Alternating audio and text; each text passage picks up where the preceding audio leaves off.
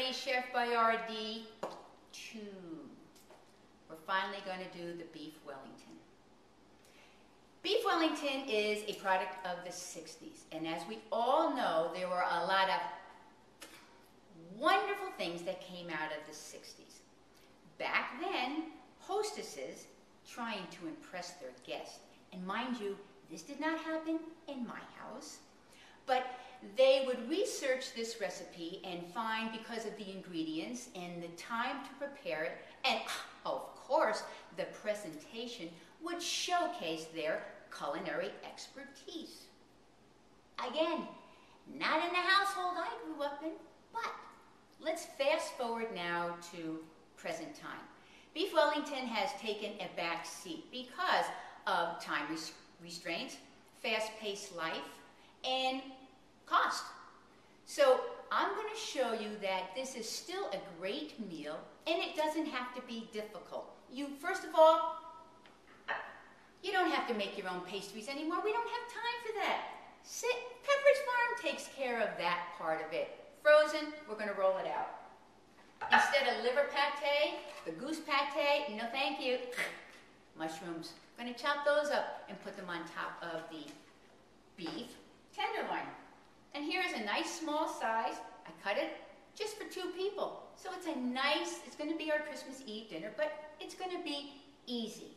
So let me get everything together and show you just how easy this is going to be. You're going to love it. And mind you, I've never done this before. So let's hope it works. Be right back. And here are my ingredients for my Beef Wellington.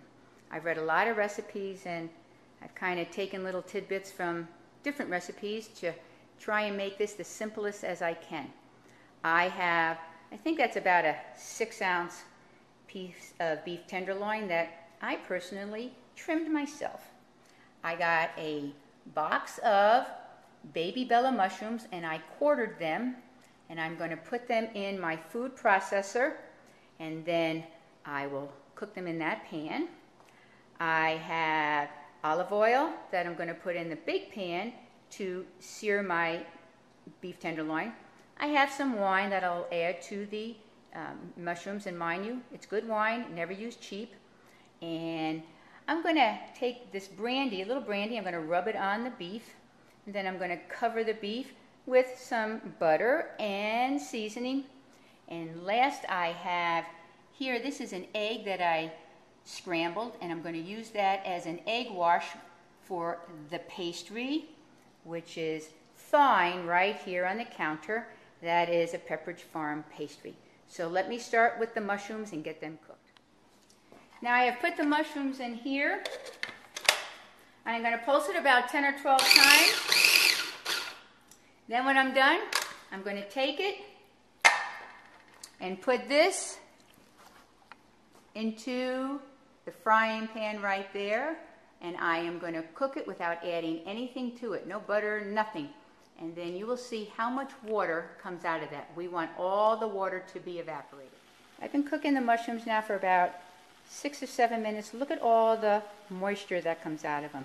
So you really do not need to add anything to mushrooms when you cook them. While the mushrooms are cooking, I took 1 clove from a shallot and I minced it really finely. I'm going to add this to the mushrooms because I like the little taste of onions, and shallots are not overwhelming. I've added the shallots, and now I'm going to stir them in and wait till everything evaporates. Now the water is pretty much evaporated, and I'm going to add a 1/4 cup of white wine, just to add some flavor to it. And now that all the wine is gone, I'm going to add one more thing, because it sounded really interesting, and that is some cream. I'm going to do a 1/4 cup of cream. I'm going to stir it and then have that evaporate. And then I'm going to leave the mushroom, it's going to look like a pate alone. Now mind you, you do not walk away from this cream and the mushrooms because it can burn. Now, as you can see, everything has evaporated, so I'm just going to put this pan aside and let it cool. And next I'm going to sear the meat. So here's my piece of beef. I rubbed it with some brandy, then butter. I put kosher salt. I'm going to season it with some salt and pepper. And then I am going to sear it in this pan that is heating up to a high heat. And I'm going to sear it on all sides. Beef in. And sear it on all sides until it is nice and brown. Okay, that has been seared all the way around and on the sides. I held it up with a tong. Now I'm going to let that cool, and now we are going to go over to the pastry. I have 2 sheets. It's a Pepperidge Farm one. I put it on a floured board, and I'm going to get my little rolling pin, and I'm going to roll it out. And then I'm going to attach these 2 together. So stay tuned. Okay, I just took one of my little pastry things and I rolled it out. Look how big that is. I don't think I'm going to need the other one. And Lord knows I'm going to learn if I screw it up. Okay, I took some of the mushroom thing and I kind of spread it out thinly. And now I'm going to put the piece of meat on top. Okay, there's the piece of meat. Now I'm going to put the rest of the mushroom stuff on it.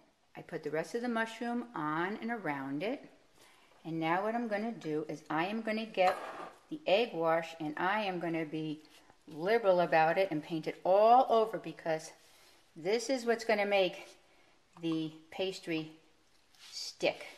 So I'm going to paint it like it's a darn picture all the way around, and then I'm going to roll it.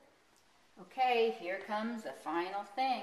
I'm going to roll it like so, and roll it like so. And then I'm going to turn these in like that, almost like you're doing a little present.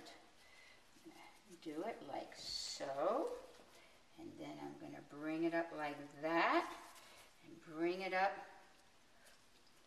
like that, pinch it together, and then I'm going to put it in the refrigerator and let it, there you go, set for about 20 minutes, and then I'm going to put it upside down on the pan, crease side down. No, maybe I'll keep it up.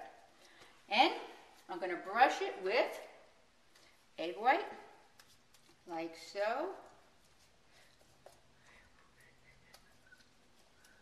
And then I'm going to make little cuts on it, like that, like so, like so, so that air can get to it when it cooks. Okay, let's see what happens. And here is the finished product. I'm going to let it rest. I cooked it for a total of 35 minutes. It registered at 120 on my meat thermometer. And I am going to cut it with a serrated edged knife. Serrated edge, not a straight edge. Okay. It is now my day of reckoning. I was a little nervous, but voila! Oh, that is just awesome.